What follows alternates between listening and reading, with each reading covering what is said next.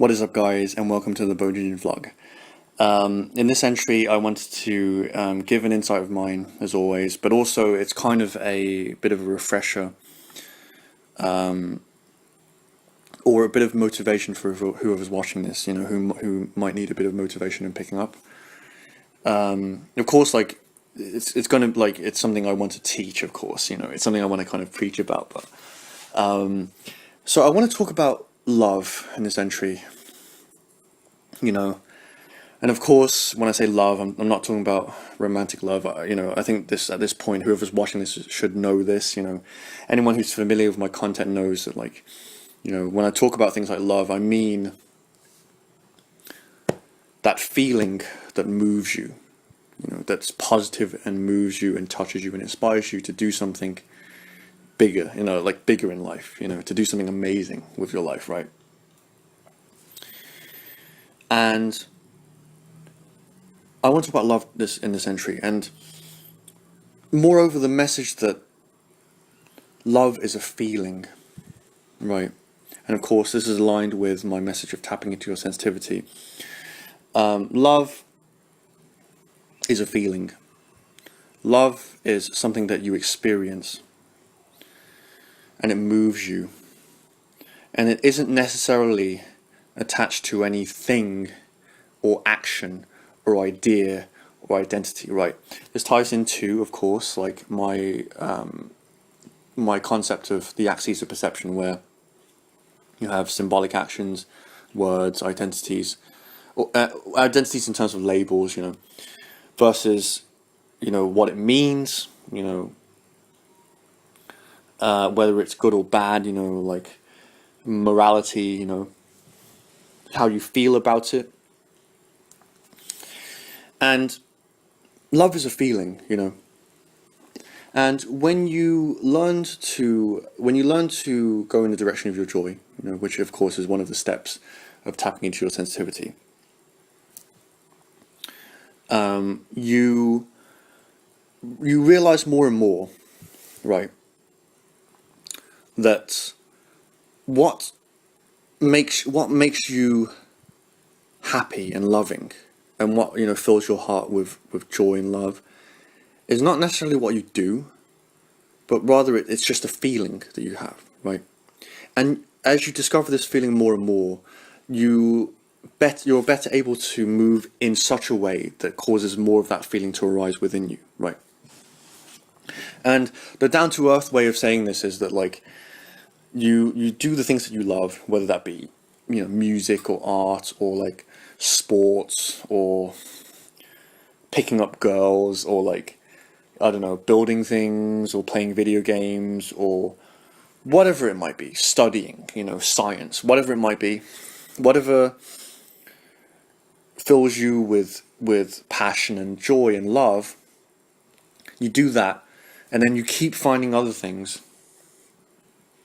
You know, if you'll find that if you do more of that, you know, you'll also start to discover other things that you like, you know, because, like, as you do those things, you know, you will see instances where, like, you know, as an example, you might meet some people who love what you're into, but they're also interested in other things, and then they introduce you to those things, and then, like, you know, you then become a new lover of that thing, you know, a new person who's interested in that thing, right? And, like, whatever path this takes, right, you know, ultimately what it is you resonating with love, right? More specifically, passion, right? Of course, you know, when I say love, you know, it is a bit vague, you know, I'm talking about, you know, quite a whole host of things, right? But, like, you know, you have passion in terms of, like, the things that make you excited, you know, like, oh yes, I love doing this, you know, like, you know, if you're into music, like, I love making this type of music, or I like playing this instrument, you know.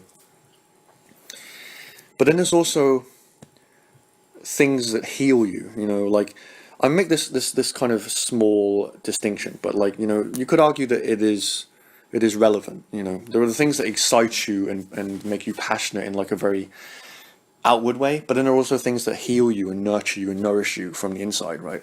Such as, like, and you can find examples of both, right? You know, for example, If you're into music, you like, you love, you might discover like, you love a certain, playing in a certain instrument, right?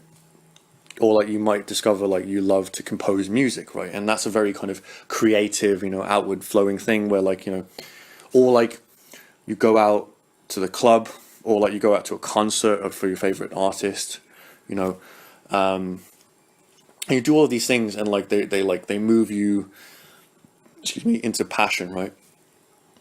But then like you also like, you might listen to like a slow piece of music that you love, but and like it kind of, instead of, and it kind of nurtures you and makes you feel safe and loved, and warm on the inside, right? It's more of like a soft feminine thing, right, as opposed to like a masculine thing where it's like, oh my god, I'm so excited, like I can do this and I can do this and I'm so excited to build this, like, versus the feminine thing, which is like, healing and like nurturing and like rejuvenation, so my message in this video is ultimately that, is ultimately follow the feeling of love, because initially, like, when we're tapping into our joy, when we're trying to like you know follow our passions and things like that, like, our head is very active, in terms of like, what can we do, what can't we do, you know like if I do this, it might not be profitable, or like, and other people might laugh at me, or like other people may see me in a weird way, and I don't want that, um you know um and they have all of these like barriers, these mental barriers that stop you from doing what you want, right? What you love ultimately. And initially you're subconscious to this, and so like you think it's because you're not that into that thing, right? But ultimately you realize it's because like you have these beliefs, these mental things that block you from, these worries, these concerns that stop you from like truly indulging yourself in what you love, right? And so like what you do is that you keep following what you love. You keep doing the things. Initially, again, it's going to be very mental. I like music, right? I like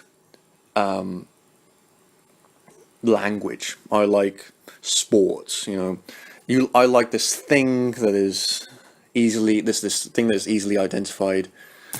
And easily understood, right? This thing. Oh yeah, I like music. Because that's easy to understand, right? But then eventually you start to expand, right? And you start to you start to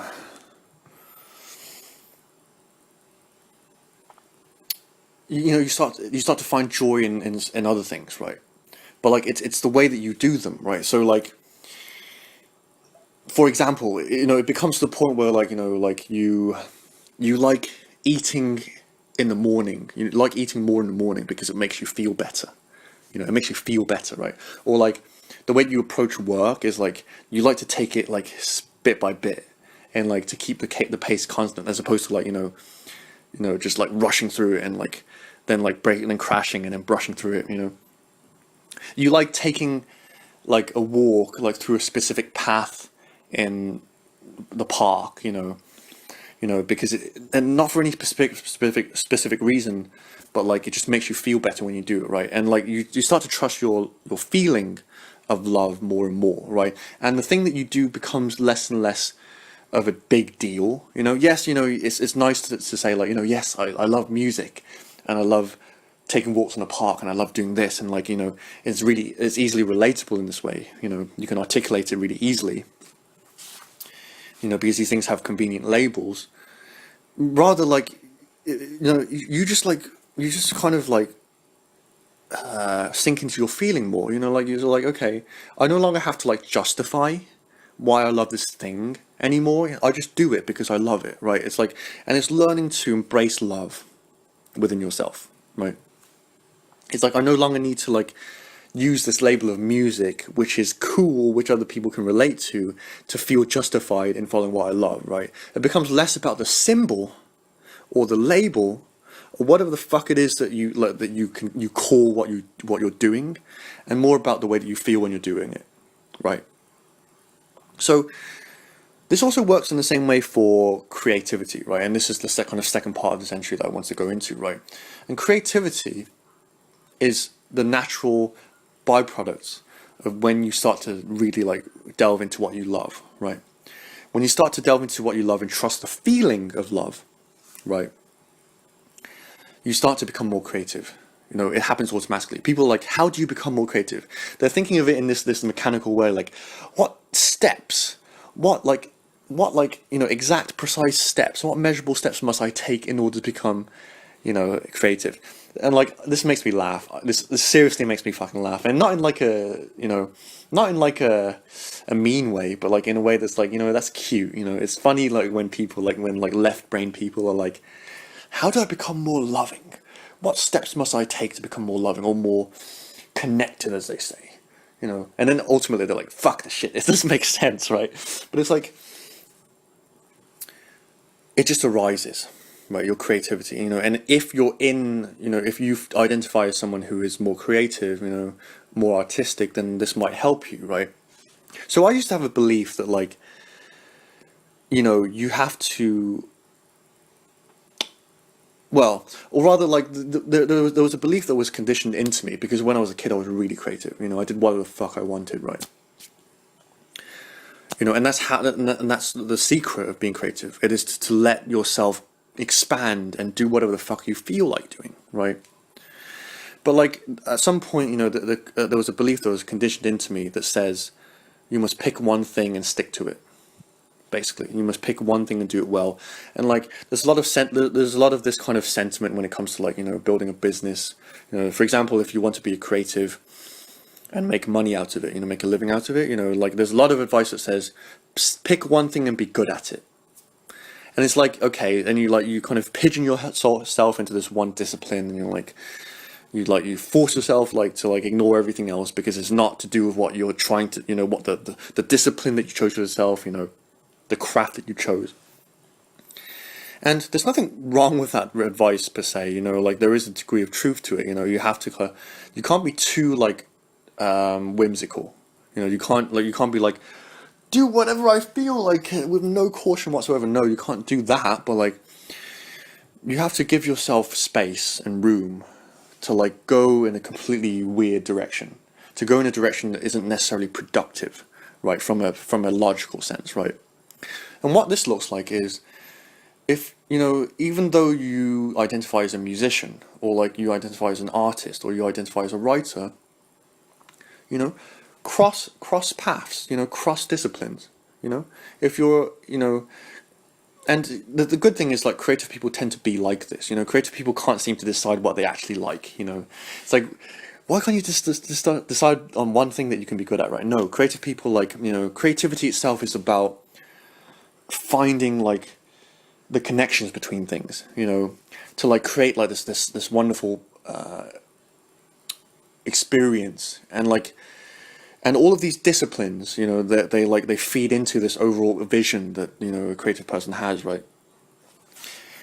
And this is the source of art of like fucking writer's block, artist block. It's because like, it's when we get into a space where like, it's like, I have to do this, I have to finish this. And like, again, yeah, like it's good to be a finisher, you have to be realistically a finisher, you have to finish things if you're looking to sell your products or whatever it is, right? You have to kind of put the foot down at some point. But at the same time,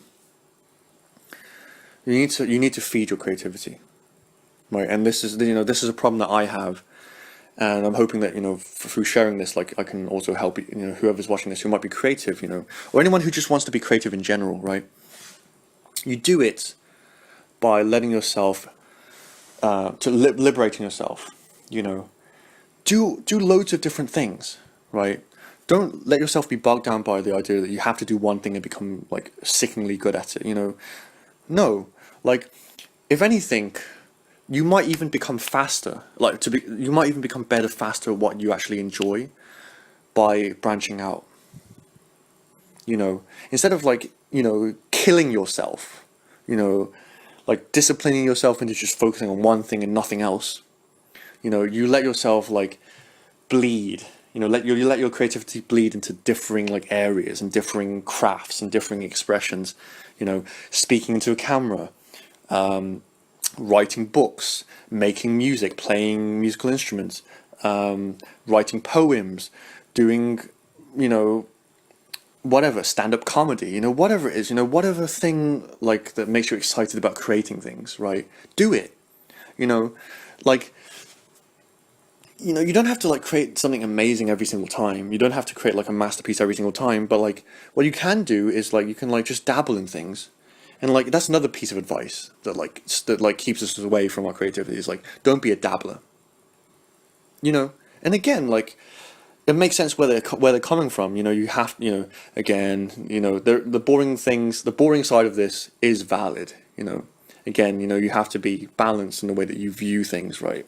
You have to take, you know, okay, fair enough. I do need to finish projects. I do need to hold myself accountable. I do need to like think about the expectations of the people, of my audience, you know, that I'm making art for or whatever it is, right? I do need to be realistic to a certain degree. But then once that is okay, you know, I'm going to let my creativity fucking blossom. You know, whatever I fucking feel like creating, I'm going to create it, you know, and not hold myself back, right? And it is this liberation. That is the secret to creativity, guys. You know, it's like, how do you become more creative? You fucking like, you let your creativity blossom. And you don't try to contain it. You know, you can't contain your fucking creativity. You have to let it blossom, right? And then it will reward you. And then you can take whatever it is that you fucking created that's amazing and then whittle it down, you know. You know, so that's, you know, that's how you destroy writer's block forever, essentially. You know. But anyway, so just to kind of summarize, how to love, you know, follow the feeling, how to be creative, do what inspires you, no matter what that might be, right? The more that you open yourself, the more that you trust yourself, the more that things like love and creativity come into your field and into your experience, right? And then once you have that, and you also have like, you know, a schedule, you have like, you know, you have like a vehicle for, you know, making money out of your art or whatever it is, sustaining yourself, communicating with your fans, doing research, you know, discovering, you know, other artists or other people, you know, in your, you know, field of interest. You know, once you combine these two things, then you have a career, you know. Of course, I'm nowhere there yet, but like, you know, this is my approach from now on. Like, you know, this is what I'm gonna do. You know, like I've mentioned in previous entries that I wanted to become like I wanted to use writing as a means to make money, and I'm still gonna try that, right? I'm still doing that. But then if I feel like writing a song, I'll write a song, you know, like, because, you know, I compose music also. If I feel like playing the piano, I'll play the piano. If I feel like doing, you know, I also have a streaming channel, a game streaming channel, which, you know, I invite you to check out. If I feel like doing a game stream, do a game stream, you know. And then once I start to feed into my creativity and my love, the other stuff will come. You know, if, you know, this, particularly if you want to, you know, if you're more creative, artistic, you know, which really encompasses many things, you know. It doesn't just have to be, you know, in art, you know, it can be in like business, you know, there are lots of artists in business or like entertainment, you know. So you don't have to make discrete art, you know, you can be like an entertainer or something, or a businessman, right?